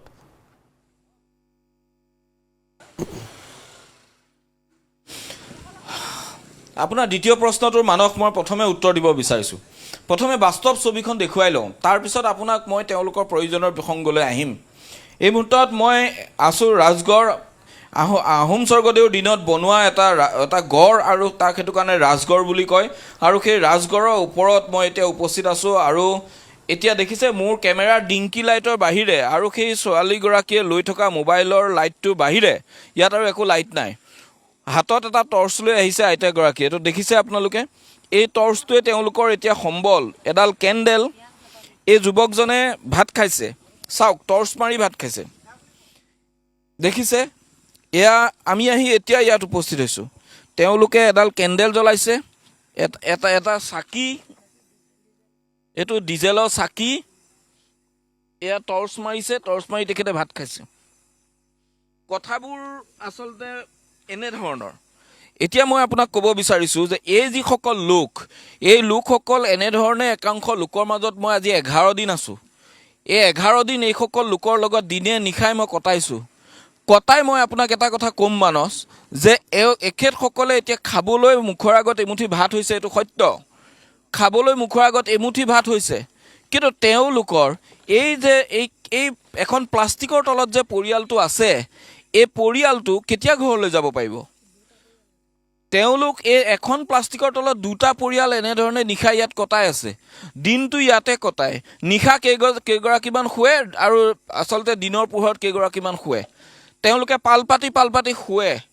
কাৰণ ৰাতি যিকেইজন শুৱে দিনত তেওঁলোকে কোনোবাই ৰিলিফ দিবলৈ আহে, ৰিলিফ ল'ব লাগিব, কিবা লাগিব, ঘৰখন চফা কৰিব লাগিব, এনেধৰণৰ বহু বিষয় থাকে। মহিলাকেইগৰাকীয়ে ৰাতি এনেদৰে চকীত বহি থাকে মানুহ। পুৰুষকেইজন অকণমান সময় শুৱে, কাৰণ দিনৰ ভাগত পুৰুষকেইজনে ঘৰখন কিবা কাৰণত উলিয়াব পাৰি নেকি পলসৰ পৰা, কিবা কাৰণত ঘৰখন লৈ বস্তু কেইপদ চফা কৰিব পাৰি নেকি, সেই কামত নিয়োজিত হৈ থাকে। আৰু যিকেইখন ঘৰ, সেই ঘৰখনত আজিৰ তাৰিখত ঘৰ বুলি ক'লে মানুহে হয়তো বিশ্বাস নকৰিব, তেনে পৰ্যায়ত আছে তেওঁলোকৰ ঘৰকেইখন। আৰু সেইবাবেই এই ঘৰকেইখনৰ এনে অৱস্থা হোৱা বাবে আজিৰ তাৰিখত তেখেতসকলে এই 11 দিনে ঘৰলৈ মূৰ কৰিব পৰা নাই। পানী ওলাল, একাংশ লোকৰ ঘৰৰ পৰা পানী ওলাল, কিন্তু পানী ওলালেও ঘৰখনলৈ যাব পৰা নাই। বহুতৰ ঘৰত চিলিং ফেনখন বাদ দি একো বস্তু বচা নাই, এপদ বস্তু বচা নাই। আপোনাৰ ঘৰত কি কি বাচিলে? মোৰ ঘৰত বাচিবলৈ একোৱেই নাই, চব মৰিলে, জীৱ জন্তুবিলাক মৰিলে। কিন্তু ভাগ্যক্ৰমে মানে মোৰ গৰু 3টা মানে মেলি দিলোঁ, মানে ক'লে যায় যাব আৰু, তোৰতো উপায় নাই। গতিকে তেওঁলোক বাচিলে বাৰু। ইয়াত মই দেখি আছোঁ এতিয়া গাহৰি পুহোঁ আমি অৱশ্যে, গাহৰি 2টা মোৰ চকুৰ আগত ঢুকাইছে। তাৰপৰা আপোনাৰ কুকুৰা হাঁহটোৰ কথা নকওঁৱেই আৰু, সেইবিলাকতো ক'ত গৈছে ক'ব নোৱাৰোঁ, মৰিছে নে বস্তু কিবা বাচিলে? বস্তু একোৱেই নাই। আপুনি দেখিলে মানে কিবা আপুনি জাবৰ বুলি ক'ব, আপুনি যিবোৰ আমি ঘৰৰ আগফালে ৰাখিছোঁ চব, সেইবোৰ একোৱেই নাই। পিন্ধিবলৈ আনকি আমি যিযোৰ পিন্ধি আছোঁ সেইযোৰে পিন্ধি আছোঁ বুলি ক'লেও বৰ এটা বেয়া নহয়। এতিয়া ৰাইজে অকণমান সহায় কৰাৰ কাৰণে আমি ধৰক এতিয়া কিবা কাপোৰ এটা পাইছোঁ, ধৰক আৰুনো কি ক'ম আপোনাৰ। শুনিলে মানস, তেওঁলোকে যিযোৰ ৰাইজে এতিয়া এই টি চাৰ্টটো পিন্ধিছে, এইটো কোনোবাই আনি দিয়া, এইটো তেওঁ ঘৰৰ নিজা টি চাৰ্ট নহয়। এই বাইদেউগৰাকীয়ে পিন্ধি থকা চাদৰখন কোনোবাই আনি দিয়া। কোনে দিলে চাদৰখন? চাদৰখন ইয়াতে যিবিলাকে দিছে সেইবিলাকৰ পৰাই লৈ আছোঁ। এই ভণ্টিগৰাকীয়ে পিন্ধি থকা টি চাৰ্ট, হাফ পেণ্ট এয়া বেলেগে আনি দিয়া। এতিয়া মানস শূন্য নহয়, মাইনাছৰ পৰা আৰম্ভ কৰিব লাগিব এইসকল পৰিয়ালে, মাইনাছৰ পৰা। 20 বছৰ পাছতহে আমি কিবা এটা চিন্তা কৰিব পাৰিম। এতিয়া ধৰক আমাৰতো ধান চাউল নাইয়ে, কাৰো কোনো এটা ভঁৰালত ধান নাই। আমাৰ মোৰ নহয়, মোৰ গোটেই এই এৰিয়াটোত ধানৰ কোনো নামেই নাই। কোনোবাই যদি সেই ধানৰ পৰা যদি কোনোবাই দৰৱ খাই পিনি বাচিব বুলি ক'লেও ইয়াত কোনো ধান পাবলৈ নাই, দৰৱত দিবলৈও ধান এটা নাই। এই পৰ্যায়ত মানস, এইখন এখন গাঁৱৰ ছবি নহয়, এই বৃহত্তৰ অঞ্চলটোৰ ছবি মানস। গতিকে মই ক'ব বিচাৰিছোঁ যে এখেতসকলৰ প্ৰয়োজন কি? এতিয়া ঘৰলৈ যাব লাগে, ঘৰখন বনাব লাগে, ঘৰখন বনাই প্ৰাণীকেইটা ঘৰত আশ্ৰয় ল'ব লাগে। ঘৰখন বনাবলৈ ইয়াত কোনোবা এজনে, মই দেখিলোঁ 3টামান পাৰ্টি এতিয়ালৈকে মই দেখিছোঁ, তেওঁলোকে টিংপাত লৈ আহিছে। কিছু লোকক টিংপাত দিয়া মই দেখিছোঁ, 3টাকৈ মই 3টামান পাৰ্টি এতিয়ালৈকে দেখিলোঁ। বাকী সকলোৱে খাদ্য বস্তু দিছে, কাপোৰ দিছে, মেডিচিন দিছে, ধূপ দিছে, বিস্কুট দিছে, পানী দিছে, সকলো দিছে। মই আহ্বান জনাইছোঁ মানস, যিসকলে এতিয়া গৃহ নিৰ্মাণৰ সামগ্ৰী প্ৰদান কৰক আপোনালোকে। এই লোকসকলক ঘৰলৈ যাবলৈ চৰকাৰী তেওঁলোকৰ ঘৰৰ পৰা ব্যৱস্থা কৰি দিয়ক। 15,000 টকা দিব মানস। 15,000 টকাত ঘৰৰ টিংপাতে কিনিবনে, বাঁহেই কিনিবনে, কাঠেই কিনিবনে, ভেটিয়ে বনাবনে, কি কৰিব মানস 15,000 টকাত? নে এটা টিউবেল এটা বহুৱাবলৈ 6,000 টকা লাগে। 6,000 টকাত এটা টিউবেল বহে, কিনি অনাটো বাদেই দিছোঁ মই। 6,000 টকাত এটা টিউবেল লাগে, কুঁৱা খান্দাটো মই বাদেই দিছোঁ মানস। এতিয়াও আন্ধাৰ, কাৰেণ্ট নাই, ঘৰৰ ৱাৰিং কি হ'ল সেইবোৰ মই বাদেই দিলোঁ। অন্ততঃ টিঙৰ চালি এখন হ'লেওতো এনেদৰে টিপালৰ তলত থাকিব নালাগে। সেই টিঙৰ ঘৰখন 15,000 টকাত হয় নেকি? এক বান্দুল টিং নাপায় 15,000 টকাত। 15,000 টকা চৰকাৰে দিম কৈছে, 15,000 টকাই তেওঁলোকে কি কৰিব মানস? কথাটো একদম ইম্প্ৰেক্টিকেল হৈছে একদম। অন্ততঃ প্ৰশাসন কেইদিনমান ৰ'ব লাগিছিল। মই ভাবোঁ প্ৰশাসনে অন্ততঃ যিখিনি কথা তেওঁলোকৰ মূল্যায়ন কৰক, ক্ষয় ক্ষতি মূল্যায়ন কৰি সেইমতে তেওঁলোকক এটা ধন দিয়াৰ ব্যৱস্থা কৰক। এটা ফিক্স এমাউণ্টত 15,000 টকা দিয়াটো কোনো কাৰণত যুক্তি বা এই অৱস্থাবিলাক চাই সেই কথাটো মানি ল'বলৈ ক'ৰবাত মানস একমত হ'ব মই পৰা নাই। দ্বিতীয়টো আপুনি যিটো প্ৰশ্ন কৰিছিল মানস, মই সেই প্ৰশ্নটোলৈ আহিছোঁ এই মুহূৰ্তত, যে তেওঁলোকৰ অভাৱৰ কথাটো যিটো আপুনি কৈছে, মই সেই কথাটো উত্তৰ দিবলৈ মই ভিতৰলৈ যাওঁ। এইখিনি তেওঁলোকক বিভিন্নজন লোকে আহি ইয়াত দিয়া ৰিলিফ, পানী বটলৰ পৰা আৰম্ভ কৰি, ব্ৰেডৰ পৰা ধূপৰ পৰা আৰম্ভ কৰি, কাপোৰৰ পৰা আৰম্ভ কৰি যিমান সামগ্ৰী ইয়াত আছে সকলো ৰিলিফত অহা। আৰু এই ৰিলিফত অহা সামগ্ৰীয়ে তেওঁলোকৰ এই গোটেই ঘৰটো সম্পূৰ্ণ হৈ আছে। চিৰাৰ পৰা আৰম্ভ কৰি, কাপোৰৰ পৰা আৰম্ভ কৰি, এয়া কাপোৰ, এইখিনি খাদ্যবস্তুৰ পৰা আৰম্ভ কৰি ইয়াত দেখিছে ইয়াত নিউট্ৰেলা বিভিন্ন খাদ্যবস্তু নিউট্ৰেলাৰ তলত ইয়াত বিস্কুট চাবোন এইবোৰ সকলো এনেধৰণে বেগত ভৰাই ভৰাই দিছে এইখিনি হৈ গ'ল এতিয়া লাগে এখন ঘৰ সাজিবলৈ মানুহ এখন ঘৰৰ প্ৰয়োজন মানুহকেইজন ঘৰলৈ ঘূৰি যোৱাৰ বিমল যে তেওঁলোকৰ ঘৰখনৰ বোকা পলস উলিয়াবলৈ কি ব্যৱস্থা আছে এতিয়া প্ৰথমতে তেওঁলোকক গুৰুত্ব দিব লাগে প্ৰশাসনে দিয়ক কোনে দিয়ক সেইটো আমাৰ কথা নহয় ব্যক্তিগতভাৱে কোনোবাই সহায় কৰিব পাৰে সেয়াও কৰক প্ৰশাসনে সহায় কৰিব পাৰে সেয়াও কৰক কিন্তু তেওঁলোকৰ বাবে সেই সহায়খিনি এতিয়া প্ৰথম প্ৰয়োজন দ্বিতীয় প্ৰয়োজন মানুহ এই যিসকল লোক আছে ইয়াত এই লোকসকলৰ ছাত্ৰ ছাত্ৰীৰ সুবিধাখিনি শিক্ষা বিভাগে কৰি দিম বুলি কৈছে ঠিক আছে তেওঁলোকৰ ডকুমেণ্ট উলিয়াই দিব শিক্ষা বিভাগে স্কুল কেইখন চফা কৰি দিব শিক্ষাবৰ্ষ তেওঁলোকৰ কিছুদিনলৈ আকৌ গৰম বন্ধ দি দিয়া এক্সটেণ্ড কৰি দিব কিন্তু তেওঁলোকৰ যাতে সঠিক সময়ত সঠিকভাৱে পৰীক্ষাকেইটা দিব পাৰে সেই অনুযায়ী তেওঁলোকৰ যিখিনি আজিকালি 3 মাহৰ মূৰে অন্তৰ্বৰ্তীকালীন তেওঁলোকৰ যিখিনি পৰীক্ষা হয় সেই পৰীক্ষাখিনি যাতে দিব পাৰে পৰীক্ষা নিদিয়াৰ কাৰণে কাৰো যাতে একো কেৰিয়াৰত হেম্পাৰ নহয় এই কথাটো শিক্ষা বিভাগে গুৰুত্ব দিব লাগে বহু ছাত্ৰ ছাত্ৰী আছে তেওঁলোকৰ কিতাপৰ কতো বচা নাই এখন কপি বচা নাই এখন বহি বচা নাই এখন কিতাপ বচাব পৰা নাই সেই ছাত্ৰ ছাত্ৰীসকলৰ যাতে ছাত্ৰ জীৱনত তেওঁলোকৰ যাতে কোনো হেম্পাৰ নপৰে কথাটো অন্তত শিক্ষা বিভাগে অতি গধুৰতাৰ বিষয়টো বিবেচনা কৰিব লাগে আৰু বিবেচনা কৰি তেওঁলোকক এই বিপদৰ পৰা ছাত্ৰ ছাত্ৰীসকলক উদ্ধাৰ কৰিব লাগে 3 নম্বৰ যিটো আটাইতকৈ গুৰুত্বপূৰ্ণ এটা বিষয় 3 নম্বৰত মই সেই বিষয়টো ক'ব বিচাৰিছোঁ এতিয়া এই লোকসকল যে শুই আছে দেখিছেনে ইয়াত কোনো এখন ত্ৰিপাল তলত পাৰি শুই আছে কাঠৰ ওপৰত ত্ৰিপাল সেই ত্ৰিপালৰ তলত কি আছে আইতা ত্ৰিপালৰ তলত একো নাই অকল দলংখনৰ ইয়াত থকা দলঙত থকা কাঠ প্লেট দলং বনাবলৈ আনি কিছু প্লেট থৈ দিছিলে ইয়াত সেই প্লেট কেইখন আনি তেওঁলোকে ইয়াত পাৰি লৈছে তাৰ ওপৰত এখন ত্ৰিপাল এতিয়া কথাটো মানক এই 5টা সমষ্টিত মই যি 5টা সমষ্টি কভাৰ কৰিছোঁ মই সেই 5টা সমষ্টিৰ কথা ক'ম এই 5টা সমষ্টি কেইবা লাখ লোক আজি এনেধৰণে বিনা তুলিত শুই আছে বিনা গাৰুত শুই আছে এটা তুলি গাৰু ৰেল ট্ৰেকৰ ওপৰত কেৱল এখন কাপোৰ পাৰি তেওঁলোকে শুবলগীয়া হৈছে গ্ৰস্তক সহায় কৰিবলৈ আহিম বুলি ভাবে মই ভাবোঁ খাদ্য সামগ্ৰী আৰু নালাগে বহুত হ'ল তেওঁলোকৰ এটা মাহৰ কাৰণে অন্তত খাবলৈ হ'ল এতিয়া তেওঁলোকক লাগে অন্তত তুলি দিয়ক তেওঁলোকক আঁঠুৱা দিয়ক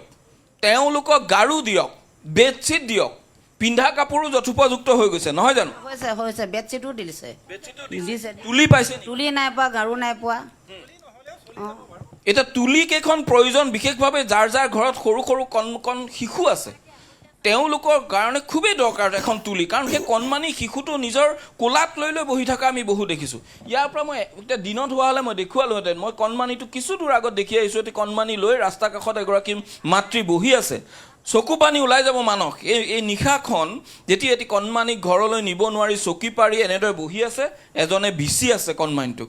সেই ছবিবোৰ দেখিলে মানুহ ক'ৰবাত বুকু হেঁচা মাৰি ধৰে কিন্তু সেই কণমানিটো শুৱাব ক'ত থ'ব ক'ত কোনে চাব এই অন্ধকাৰ চৌদিশে অন্ধকাৰ কাৰেণ্ট দিব নোৱাৰে মানে বিমল অন্তত শুৱাবলৈও যদি এখন তুলি হয় এটি গাৰু হয় অন্তত কণমানি কেইটা শুব পাৰিলেহেঁতেন এতিয়া সেই কেঁচুৱা কেইটাও নিশা শুব পৰা নাই কেম্প কেইটাত এনেকুৱা এটা পৰিৱেশ এই ছবিখন নেদেখিলে বা নেদেখালৈকে মানুহে হয়তো ভাবিব নোৱাৰে বা উপলব্ধি কৰিব নোৱাৰে আচলতে হৈছে কি মই বিমলক হয়তো আমাৰ সংযোগো বিচ্ছিন্ন হৈছে বিমলৰ সৈতে মই বিমলক ধন্যবাদ জ্ঞাপন কৰিছোঁ আমাক পোনপটীয়া সম্প্ৰচাৰ সহযোগ কৰাৰ বাবে আৰু যিখন ছবিৰ কথা বিমলে কৈছে এয়াই আচলতে প্ৰকৃত ছবি ওপৰা ওপৰিকৈ পানীৰ বটল প্লাষ্টিকৰ সামগ্ৰী বা বিস্কুট চাউল চিৰা বহুত গৈছে হাজাৰ গাড়ীৰে মই আকৌ কৈছোঁ যে 20-30 হাজাৰ গাড়ীৰে তাত ৰিলিভ গৈছে কিন্তু এতিয়া আৰু সেইবিলাকৰ প্ৰয়োজন নাই এতিয়া যদি সঁচাকৈয়ে আপোনালোকে সহায় কৰিবলৈ বিচাৰিছে তেওঁলোকক তুলি দিয়ক আঁঠুৱা দিয়ক তেওঁলোকক হয়তো কোনোবাই যদি পাৰে যদি কোনোবা ব্যৱসায়ীয়ে পাৰে কেইখনমান টিঙৰ চালিৰ ব্যৱস্থা কৰি দিয়ক সহায় সেইখিনিহে এতিয়া তেওঁলোকৰ প্ৰয়োজন আছে গতিকে প্ৰকৃতাৰ্থত যদি কোনোবাই বন্যাত্ৰৰ বাবে এইখিনি সহায় আগবঢ়াব পাৰে আমি নথৈ আনন্দিত হ'ম এটা বিৰতি লৈছোঁ পুনৰ উভতি আহিম আৰু বসন্ত গগৈৰ সৈতে কিছু কথা পাতিম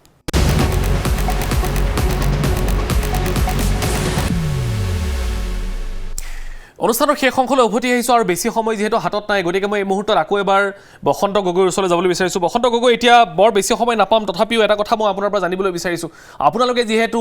এই কথাসমূহত গুৰুত্ব দি আছে যে প্ৰকৃত কাৰণটো কি আছিলে, এতিয়া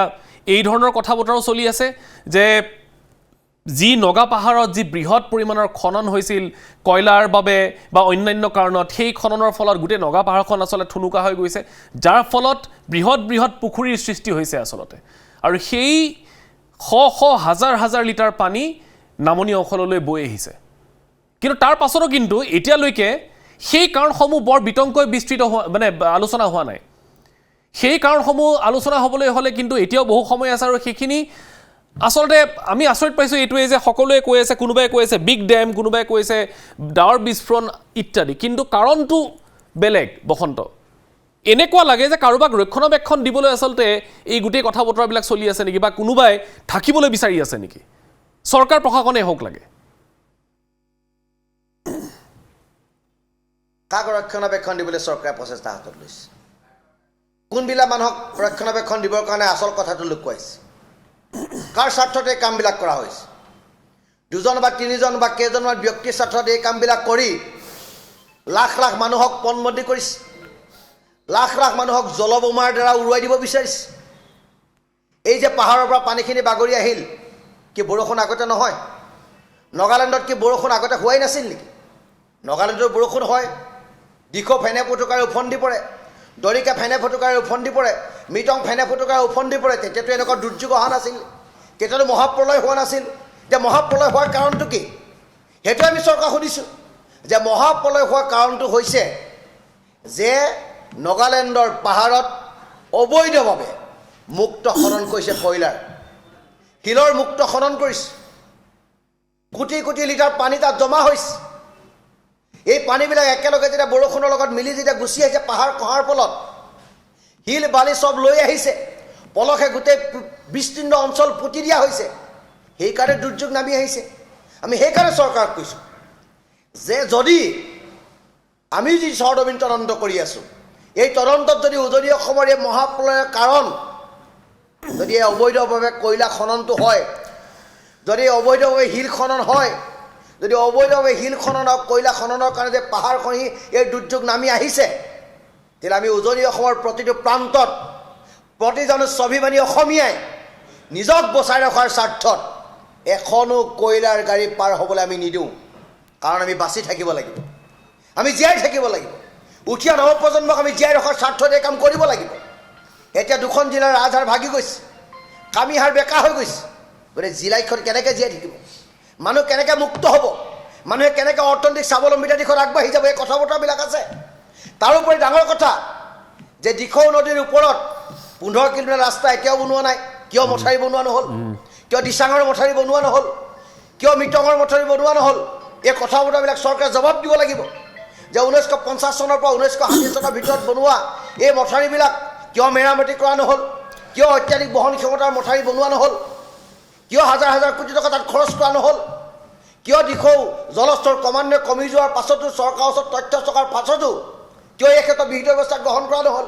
কিয় নগালেণ্ডত পানী বাঢ়িছে নে কমিছে তাৰ সঠিক জোখ নিয়ন্ত্ৰণৰ কাৰণে যি যন্ত্ৰ স্থাপন কৰা হয়, তাক কিয় স্থাপন কৰা নহ'ল? এই কথা বতৰা চৰকাৰে আমাক জনাব লাগিব।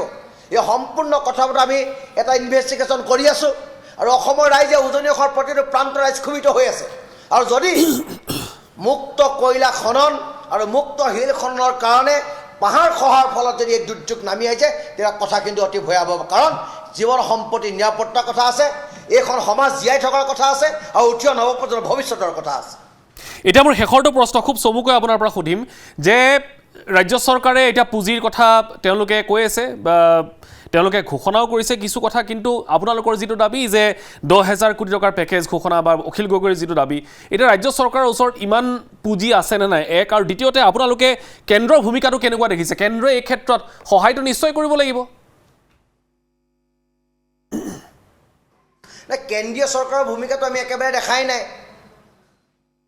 ভাৰতৰ প্ৰধানমন্ত্ৰী, ভাৰতৰ গৃহমন্ত্ৰীজনে এই ক্ষেত্ৰত সম্পূৰ্ণ নীৰৱ। গুজৰাটত বানপানী আহে, 5 মিনিটৰ ভিতৰত প্ৰধানমন্ত্ৰী গৈ তাত পায়। একেই মানুহ, একেই তেজমঙত থকা মানুহ, ভাৰতবৰ্ষৰ এটা প্ৰান্তত বসবাস কৰা এইখন অসমত